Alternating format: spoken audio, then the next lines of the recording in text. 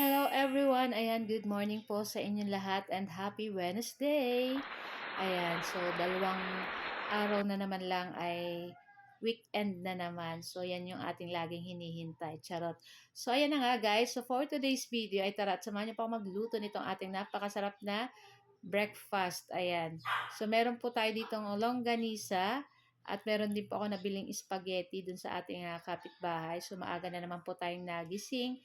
Dahil syempre may pasok po yung aking bunsong anak at may trabaho yung isa kong anak. Kaya kailangan nilang kumain ng breakfast bago sila ay umalis. Ayan.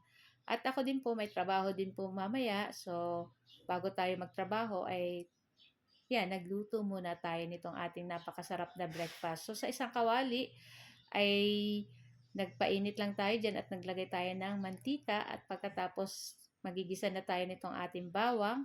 At naglagay na rin po tayo dyan ng asin para pampalasa. Tapos syempre ilagay na natin dyan yung ating dinurog-durog na kanin or yung ating nilamas. Syempre dapat sa fried rice hindi po buo-buo, dapat durog-durog siya. Ayan.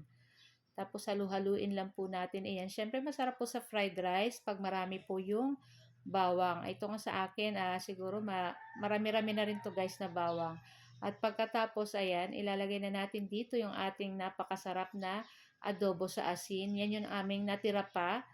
So, masarap talaga to guys. Ayan, nabubulol na naman ako. Masarap po itong ganito pag nilalagay sa fried rice. Itong ganitong adobo sa asin.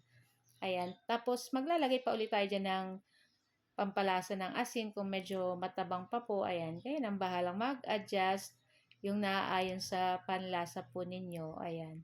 Naglagay pala ako dyan guys ng konting liquid seasoning. Hindi ko na lang guys na videohan kasi akala ko naka-play siya. Hindi na pala naka-play. Ayan. Tapos syempre halu-haluin lang po natin iyan. Nakikita niyo umuusok-usok na yan. Pero ang sarap-sarap nito guys. Nako, promise. Tapos syempre dapat may coffee. Ayan. And gusto ko lang po pala guys i-shoutout ang ating new followers. So meron na po tayong Thank you. 12,175 na followers ng Mamshi and Trisan. So guys, thank you so much. At sa mga hindi pa po nagfa-follow, nagla-like, ay mag-follow na po kayo. At sa hindi pa rin po nakasubscribe sa aming YouTube, ayan, mag-subscribe na din po kayo para palagi po kayong updated sa aming mga bagong video na i-upload. Ayan.